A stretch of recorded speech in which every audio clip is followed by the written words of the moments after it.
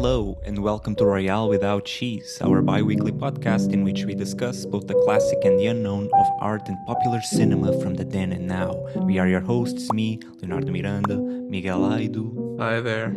hey, and Tomás, Ferreira. Hey. Hey. Today we talk about The Long Goodbye, but before any ados, don't forget to subscribe, leave a comment, or simply give us a little like. The Long Goodbye is a 1973 neo-noir satirical thriller directed by Robert Altman and based on the Raymond Chandler's 1953 novel. The screenplay is by Lee Brackett, who co-wrote the screenplay for The Big Sleep in 1946. The film stars Elliot Gould as Philip Marlowe and features Sterling Hayden, and an early uncredited appearance by the governor himself, Arnold Schwarzenegger, called A Study of a Moral Man Cast Adrift in a Selfish Society. It's a well-regarded classic of Altman's. Now, weirdo detective stories aside, did Royale find as much charm in this 70s pulp story? Fellas, come on in. It's okay by me. It's okay by me. Okay by Don't me? mind me. I'm so glad you invited me. I don't want your brownies. They hurt my teeth. If you wanna cook me some Yankee Doodles, though. Yankee Doodles. I went on the internet to figure out what Yankee Doodles were. I don't know yet. I mean, a meaning popped Is up, it but I was like, noodles? no. A meaning popped up, but I was like, how does that figure in what he meant? I don't know. I don't even remember what it was. Anyway, Altman's The Long Goodbye. I saw it the first time. This was my second time. What did you guys think? Also, my second time, I liked it a lot more now. I don't think I really Interesting. got it the first time. I thought it was much better now. Much better. Especially the opening is incredible. I really love it with the cat, the vibe, like the establishment of the vibe of the tiredness of the character, any possible metaphor symbols that you can instill on him by his relationship with his cat. Like, I think it's one of the best openings. Again, we are talking about openings. I think in the past few podcasts we've been talking a lot Yeah, about we have, the yeah, openings true. of films. But Yeah, I mean, I have to agree. The opening is just, I mean, you watch it and you go, okay, I'm gonna enjoy this film. yeah, Just enough for you to know that that's exactly. gonna be a good film. Because as you said, it just establishes such a great mood, and the fact that he's all tired and scruffy looking with a beard and looking for the curry brand cat food. So it's You just don't have any everything. curry brand cat food, do you? Yeah, I mean, so many elements, and then the fact that at least, I mean, in the version that we saw, the ADR of Yeah. Elliot Gould Yeah. speaking, I mean, it makes for such a distance, I mean, you know character. what? I actually think it works. I think Yeah, we're actually saying the same. It works Yeah. strangely. I love how the ad lib thing is almost plastic, but it is transformed into some kind of diegetic and yet non-diegetic voice work. Like it lives in that middle zone of it's the classic voiceover from the old noirs, but at the same time, it is the character saying very directly things within the story. It lives in that mid space. It's almost ghost-like in that sense. It's pretty cool.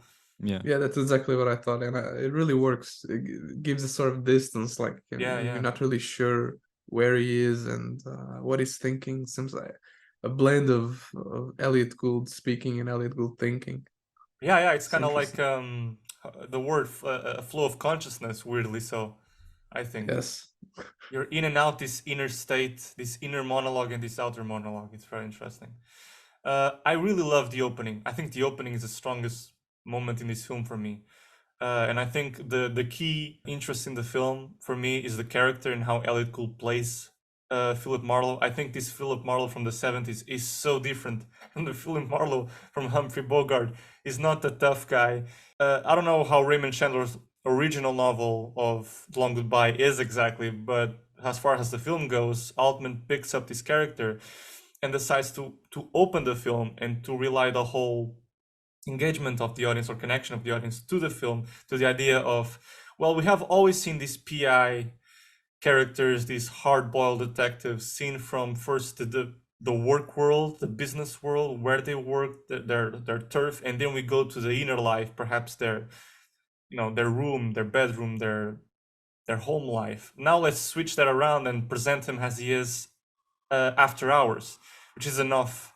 an offbeat thought, and you see him in bed, the cat jumps on him, he's kind of relaxed, he goes with the flow, he's very much, I think the film carries that flower power spirit from the 60s very much, and it's against the system, against the man, and right off the bat, you see that tension between the authoritative forces of the police and the corruption in the police, and perhaps, well, not the government really, just the police really has more of an authoritative figure in this film, and where Philip Marlowe stands. And so this character, this whole thing about him is that it makes you wonder, because you start with him in this after hours kind of perspective, seeing him at home, purposefully going out of his way to get some cat food for his cat, saying hello to these hippie girls who are always in the nude, kind of doing yoga in their balcony. But the fact of the matter is, the cat bothers him. He does make an effort to go outside and get food for him. The girls are naked, but he does not have like a pervert kind of male gaze towards them or try to take advantage from them. He's actually sweet. He asks, what do you want from the grocery store? I'll go and get it. And whenever they ask him anything, they giggle. He's so sweet. So You're the it's kind nicest of like neighbor. he's Better the be the nicest nicest neighbor. neighbor. And I'm a private oddly eye. enough, he's a PI with a big heart, which is kind of, I think, the difference, which makes you wonder, okay, so if he's like this, not hard-boiled at all, and so relaxed, what will his PI skills will be, So I'm always the film provokes me for the moment when the plot point will happen, and he has this call to action to do the mission, whatever it is, which we then find out to figure out the murder of Terry Lennox, his best friend, which then intermingles with this whole slew of other subplots with Roger Wade, the writer, his suicide desire, and then his connection to the whole plot of how did he die, Terry Lennox, kind of the best friend of Philip Marlowe. I think the movie really carries on his back Elliot Gould's disposition, his laid back disposition, and where does his skills really lie, and his morality is very strong. He's uncorruptible. He's there to do the job. So there's this contrast between being laid back and relaxed, but also determinate, also never stopping, which is a weird mix. You don't expect that in a character like this. He doesn't demand it out loud. He doesn't shout out loud like Humphrey Bogart would do. You goddamn man, He's very subdued, which is interesting. I don't think the Bogart. He does have moments of shouting. Yeah, but I don't know. Yeah. I don't remember The Big Sleep that well, even though I watched it recently. But I also think Bogart plays it very cool in terms of. I mean, he goes into a library and immediately he's having sex with a girl. It's a bookshop that he's investigating. It's he's also very much a cool guy. And Elliot Gould also is very cool, but he's also, as Altman says, he wanted this Marlowe to be more of a loser. And I think that's how he plays it as well. He's getting pushed along, he's getting beaten up. He also has this very light demeanor that makes him super likable. And as you were saying, he's a very noble person. I think he's the most respectable guy. What I mean is, I think it's very specific what you say about being a loser. I think that's even more specific than the relaxed bit, but also it's just another age. You also feel like perhaps, he's more progressive, I guess, because I would more easily, compare, see Bogart slapping a woman to get the truth, a woman to get the truth. Tell me where he is, like Sean Connery would. Then, this Philip Marlowe, on the opposite. He doesn't. I think you're thinking I don't know. of Bogart in general as his maybe roles I am in general. I don't know if the Chandler of Hawks, because Hawks films were also very much even if you wouldn't say it, but sort of progressive in the way they treated women and gave them a lot of power in the narrative and weren't just objects.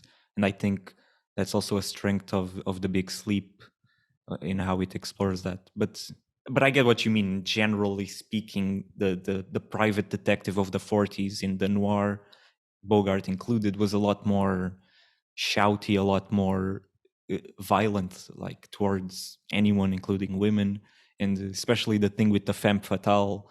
A lot of times there was an underlying feeling of a certain misogyny, possibly the untrustworthy woman who uses her seductive powers to trick the dumb man or the man who doesn't know what's happening. I get that. But and so here it is very strong to see Elliot Gould and his Marlowe just be very nice and respectable towards anyone to a point where, yeah, he's getting a little bit played, especially Yeah. by Eileen. But still, By you Eileen, still by Terry feel Lennox. yeah, I think that's the whole exactly. appeal of the film. The PI is off guard, and that's what gets him. These Yeah. skills are not up to the task after hours, and the whole film revolves around that. And yet he can do the job. But the thing is, for me, being the second time of me watching the film, I was hoping to like it best. I didn't like it as much. I think it doesn't get to me. I think it's filmed in this kind of TV filmish way. The camera is always What? panning right or panning left. It's true. And not panning, but Oh, traveling, Oh sliding my to the right, God. sliding to the What left is this guy constantly. talking about? I don't see. I saw it the second time and I didn't really connect. I think I go with the voyage because with Elliot Gould, like I said, but Mhm. I don't know. I don't. Yeah, fair maybe enough. I watch it at night this second time, like the first time, and the night It's time a is not good the time best for to me watch. for It's a good time to over. watch, I feel. I'm better in the mornings actually.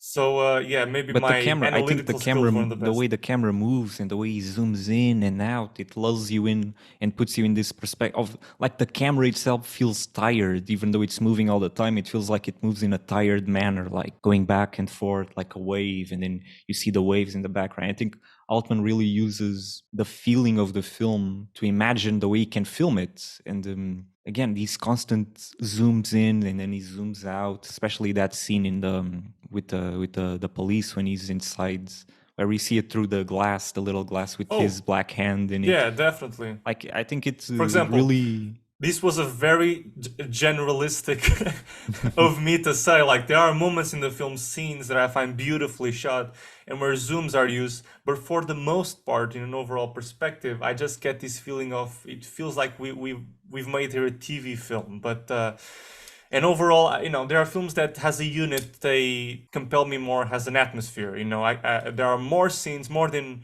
two or three, that really compel me in their visuals, and this one was more of a miss. But I won't say that I haven't found scenes that are beautiful. I think there's a beautiful dialogue scene between Roger Wade, played by Sterling, and his wife, with Marlowe on the beach, seen through the mirrors of the house. There is beautiful. That scene in particular, in him being questioned in the police station, is very interesting, just for its meaning of, you have this underlying sense of he has been brought to the station because of fake charges, and now you have this black cop behind the mirror seeing his lieutenant, who he had just had a little bit of a brawl with.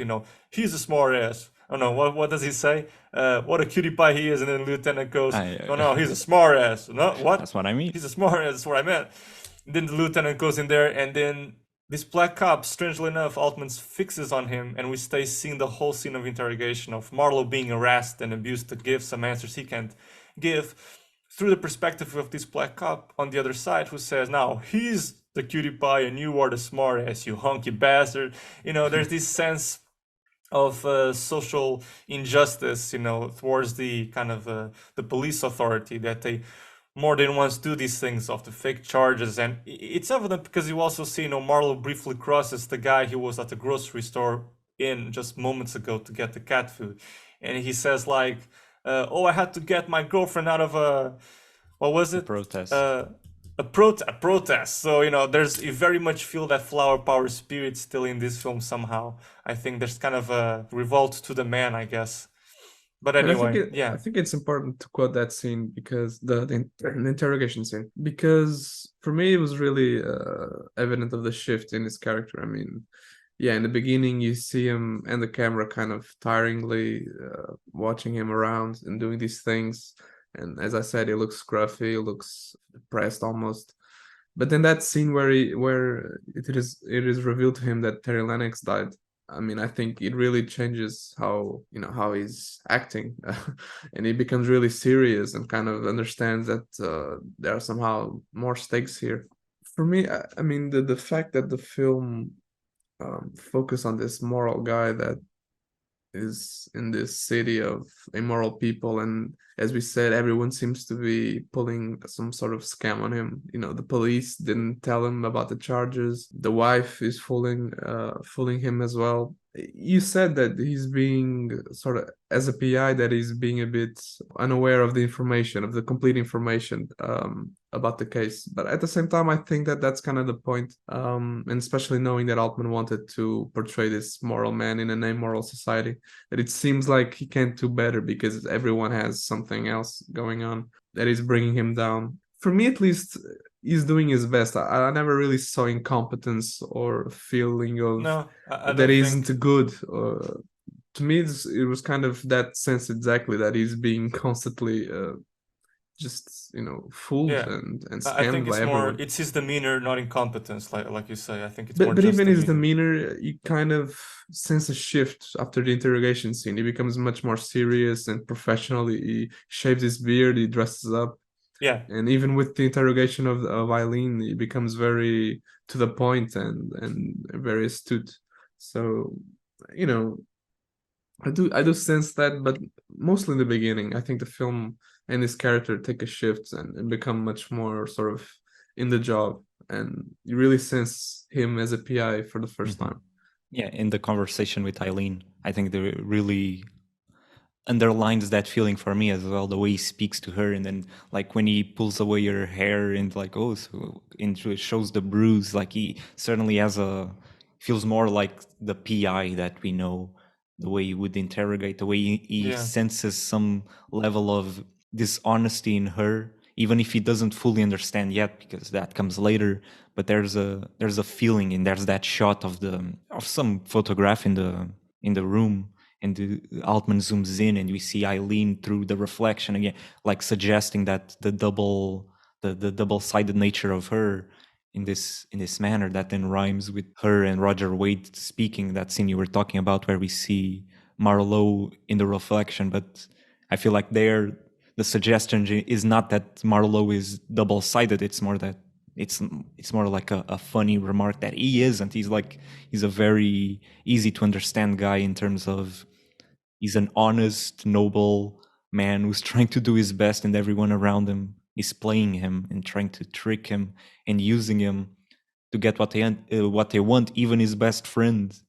And the way that he intercuts in the beginning between Marlowe going to get the food and Terry coming his way, going to his house, it's very suggestive that there's something here that's wrong. The way that Terry going there, it feels like it's a coming of something evil, even yeah, if yeah. He you has don't the know scar on yet. his face. Yeah, Blood, The I hands think, are as well. bruised. yeah. The He has hand he is has like an asshole-ish face too. yeah. He's a baseball player, the actor who didn't act Okay, much. right. Yeah, He has has this that very rough face. face, and you can see, his acting is kind of amateurish, but he He's pulls it like off. So And at yeah, the end, you yeah, kind of sense that asshole attitude as well. I yeah, mean, yeah, I yeah, mean, I, definitely. I had the money, I killed my wife, and it's fine. What do you Yeah. want? I mean, Well, that's what yeah, you are, Marl. You're a born loser. And then I'm like, born shoot the loser. goddamn guy. Yeah, pow I pow. mean, yeah, you talk yeah, about the beginning, but the end, I think, is even yeah. better. Oh, I the ending like is it. I great. love it. Yeah. I think Elliot Gould really pulls it off with his acting. Like the moment you figure out the truth, it builds so much inside you that this guy betrayed him. Because you have betrayal after betrayal, and it's kind of sad at the same time because he worked so much to kind of retrieve Terry and make justice to Terry, and then Terry's just in Tijuana enjoying his life, and you just want to kill him. And he's constantly defending Terry, saying he would never do that. He would Exactly. never do that. And then he's like proud of it. We did it. We got it done. And it's like really frustrating for him, for Marlowe, to know that It even and your best it friend is has like a that. kind of a contrast between, we've been for so long trying to prove that Terry's death is a lie, that he wouldn't kill himself. We want to retrieve, let's say, our friend has in, we all Mhm. have a connection to the protagonist, and then it's the protagonist who delivers him to death. It's kind of something poetic about it, something very poignant about it, something very sad and but at the same time fair about it. I just wish there was more of a somewhat of a connection between the two throughout the film, so some way to tap into their relationship. That's kind of what's missing for me. I always feel a void in the film. Like I see these other things playing in the sense of the structure of how I really like the mystery of how the story of Terry, who seems completely aside from this new story of him figuring out Roger Wade's case, and what does his wife got to do with anything, And then I think there's this third element of the gang coming in who arrests him because of the money that now Terry fled with. Okay, so Terry now comes into the story. And then later on, so Terry comes into the story of Roger Wade, the failed writer, and his wife Eileen. So then all the threads come together, and the way the structure is laid out is very interesting. Okay, but there's some missing element for me that is missing, which is how do these two guys relate? What were they to each other, this Terry and Elliot? And I, Philip, and I understand for some people that might not be a problem. For me, I would like a hint of something, so the finale was even more poignant, because the finale is poignant on the acting just alone itself and on the structure of, and again, I think it's solely the acting, because Philip Marlowe, as played by Elliot Gould, is so convincing in the way that he wants to figure out the truth, and the way the circumstances are set with this very moral man against this deceiving world just makes it very engaging of a final, of an ending, because everything he worked for turns out to be a lie. And yet, I would like this kind of construction between who were they to each other as friends. That keeps itself as a void. And I wouldn't have needed much, just a hint of something throughout the film. I do agree guess. that the acting is important in that scene, but as you said, I mean, the fact that he's so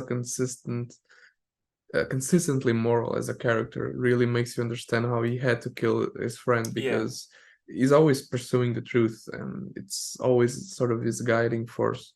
Not really about not really relationships or anything else, just getting to the heart of it, and even if that means at the end having to kill his friend, I mean, it just has to be that way, to close the case in a sense, to get justice. I think that part is more interesting to me, and kind of really makes it the point.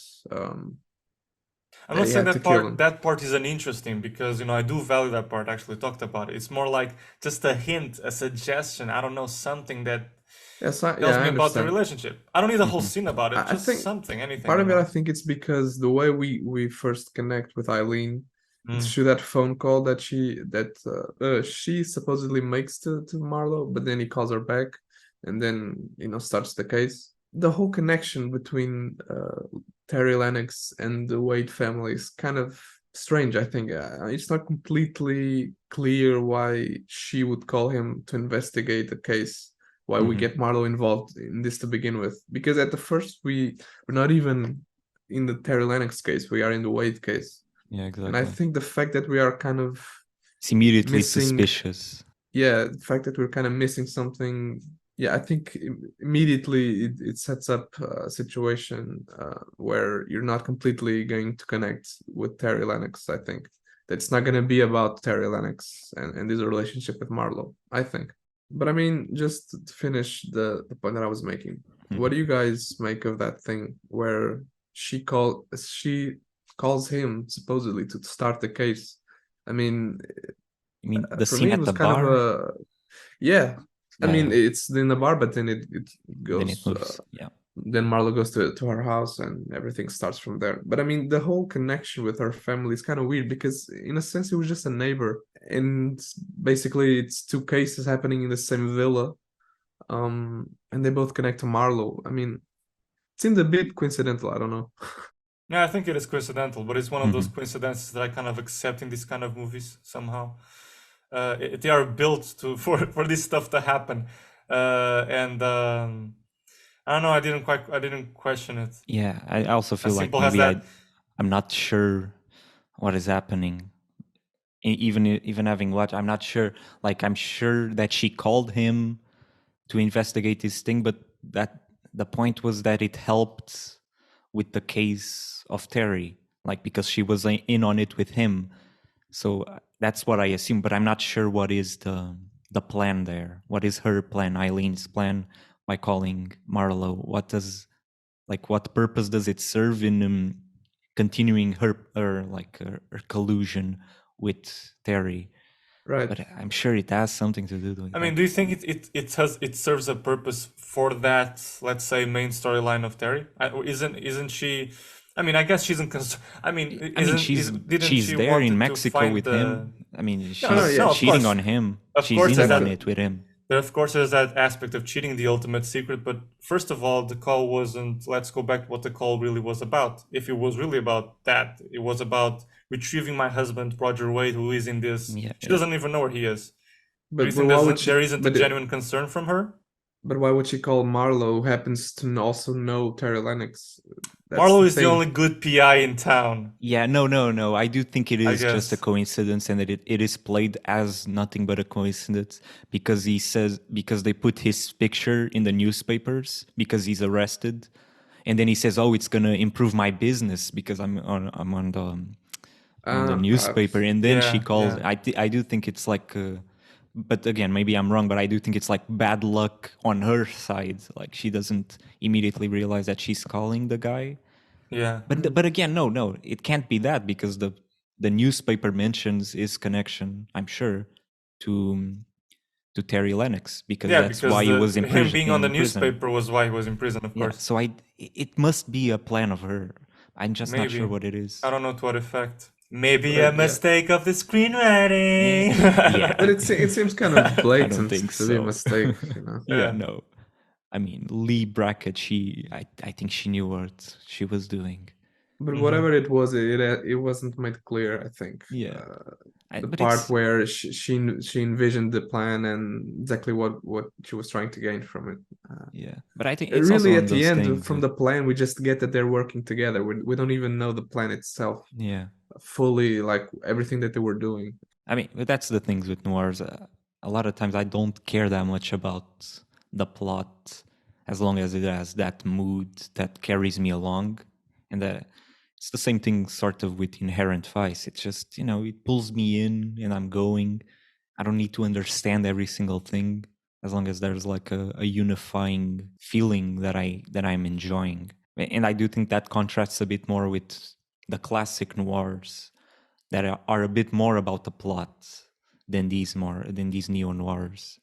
Not all of them, but some of them. Yeah, that's what I meant to say with like the coincidences. I can accept it because I'm going along with the character. I'm entrapped with the character. Normally, I think the noirs really function very well. Oh my God, the beaver! Oh no, it's our cat. It's my cat. It was moving.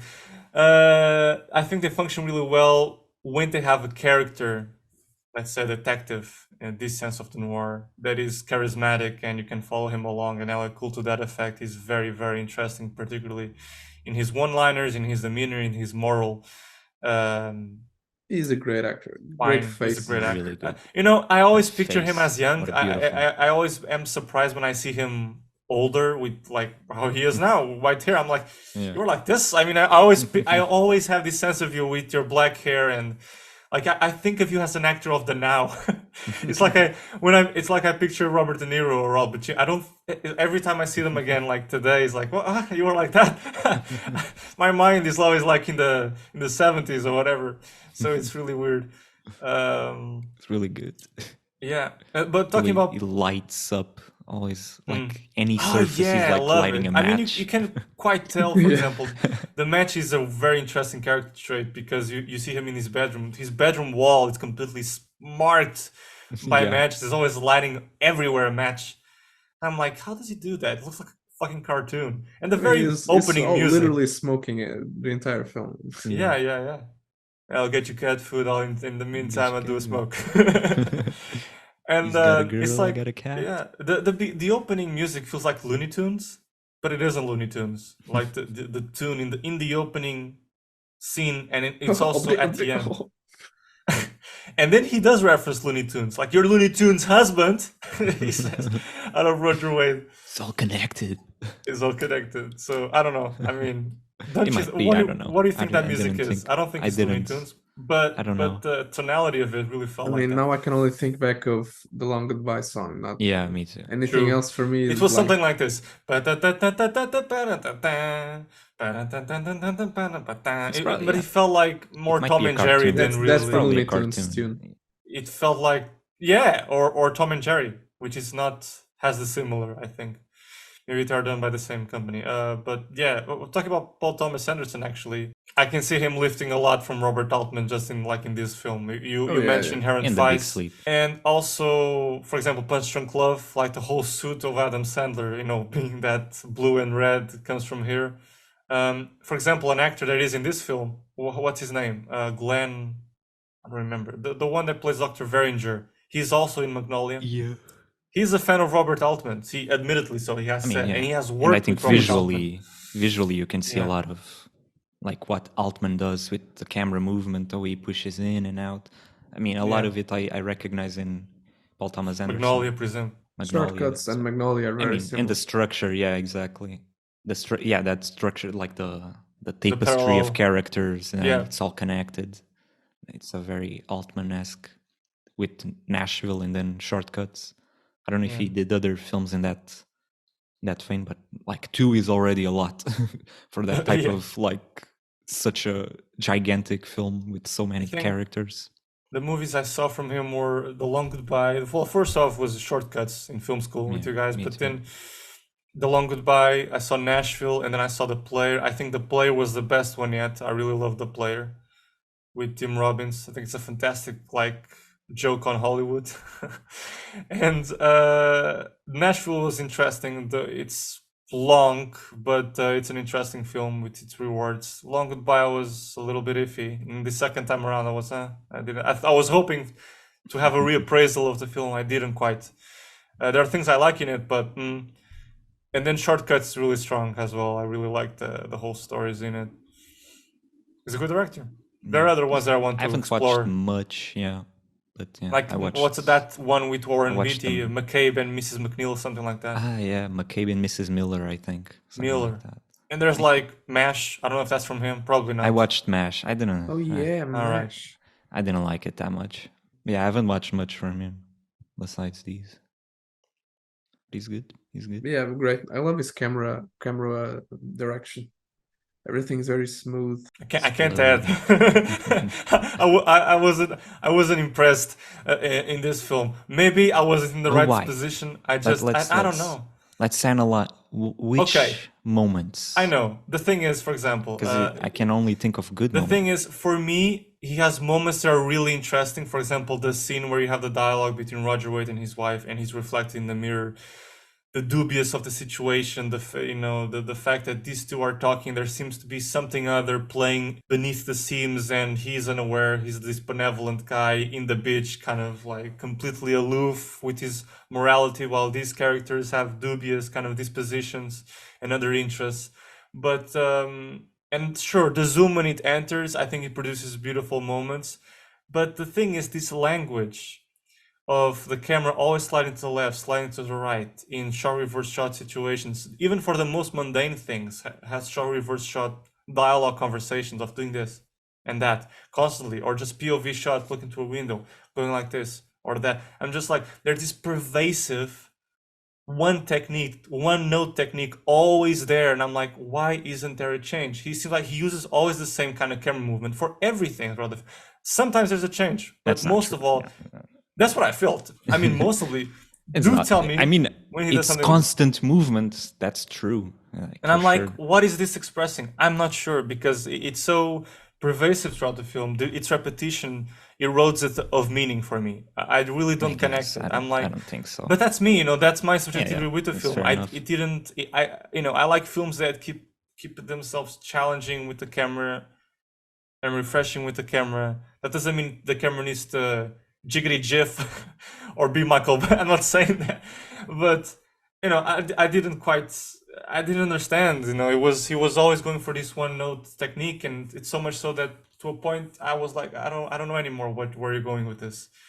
Hitchcock is always very intentioned with the camera to a methodical point. Fincher, Stanley Kubrick, Tarkovsky, whatever. But that's a valuable approach. There's other approaches, No, I don't think you need to be like. For me, it expresses that looseness of the character, that looseness of the context of the everybody just floating along, and the character especially. He's like he's a tired guy, a tired cat, Fair enough. Like when you in a said world that of the dogs. First time, I kind of understand it. I didn't felt the way at the time, but I can understand why you say that. Like now thinking about it, okay, I can see that kind of malaise. I would use that word in him. Yeah, that's a good one. Is in the camera. I remember that being a word that I noted down while watching the film, and I can see that in the camera.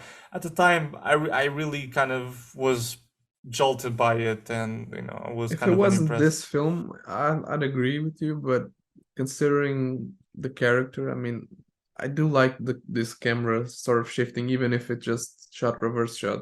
And I thought the exact same thing when I saw the scene of Sterling Hayden and Elliot Gould on the porch of his house, and the camera was constantly moving between the two. But at the same time, because it's such a weird film with this character that's constantly going around, and everything, as I said, is very loose. So the fact that the camera is moving kind of makes me, agree with how he did the scene. I don't know. It has a weird I can connection with the understand that. ocean, with the tides. I think just the- for me, when it clicked this time was when he zooms in on the waves when they're talking to each other, when Wade and Marlowe are talking to each other, and then camera is moving around a little bit, and then it suddenly focuses on the waves in the background and zooms in on it. I thought, okay, I feel like the filmmaking and the way he's using the camera is very much sort of mirroring that movement of the wave. I didn't the connect movement with of that idea of the waves, Malays. but now I understand. But I don't know. But I also didn't feel, maybe I'm wrong, I didn't feel that much that it was a lot of shot reverse shot necessarily. No, when I said maybe, shot reverse shot, I don't say he uses a lot of shot reverse shot. I said even in mundane situations, he uses the same one-note technique, and has the same thing as when he's doing like a POV shot of someone looking through a window and seeing Roger Wade in the medical facility, or in other instances. So there comes a point where I'm like, where are you driving at if every other scene looks and feels the same? But then again, I wasn't sensitive enough to kind of grab that moment with the tide, with the waves, that zoom that you mentioned, and see that, oh, he's using this narrative hook, this element of atmosphere in the film, the waves, in connection to the very own demeanor of the character, this malaise, this relaxedness, to kind of be the personality of the camera, the attitude, the visual attitude of the story. Maybe if that had click, and sometimes when you're watching a film, it's just making that click, that paints the whole rest of your perception of the story. When you don't do the click, you stay fixed to another reading that you made of it, which was this. For example, the other day I was talking about Michael Haneke, and I was talking about, with you in particular, about the film that I watched, The Piano Teacher, and how the whole cinematic expression of the film, particularly during the opening credits, but also at the end, restrains from revealing the climax, let's say. The film connects very much with music, and how music gives us, as viewers, as listeners, a sense of pleasure, and is rising to a moment of poignancy where we have a sense of relief. And the film is about a very sexual relationship as well at its center. So the opening credits do this interplay between people's hands on pianos playing, and so you have the visual aspect of it, looking at it, but then cuts to music stops, the name in a credit, directed by, and then again piano, and I'm like, what the fuck is going on? and you're constantly being, like I said, it's the cinematic expression of cockblocked, because the character in the film, the sexual relationship at its center, is very much about control and giving and taking pleasure. So when you do realize that later on in the story, you're like, I see what you did. I see what you did in terms of form. And that became an idea that became a pattern visually, even at the end, because he doesn't quite reveal the ending. He rises to a top, and then it's like he takes you out of the climax. He doesn't allow you to, so you become arousal, but nothing happens.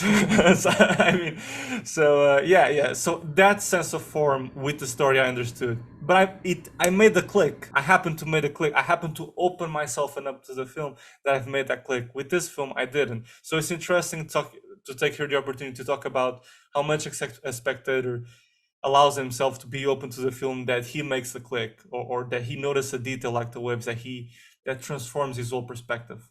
Yeah, that's interesting.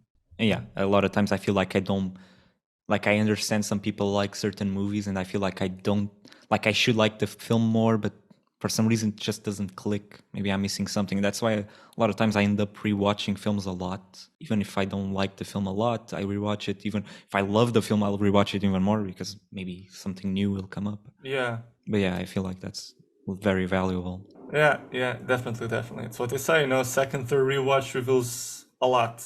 It depends on your disposition as well. It's The Long Goodbye, folks. If you'd like to reach out and suggest a film for the next episode, you can find us on the podcast official Instagram and Facebook pages. Feel free to subscribe, share this episode, or simply give us a long like. That's how our podcast can grow ever more groovy and cool. And if you're on YouTube, you want to see more videos like this, check out this next video right here. Another episode, another thing, beautiful thing. Thanks for listening, and see you next beautiful. time.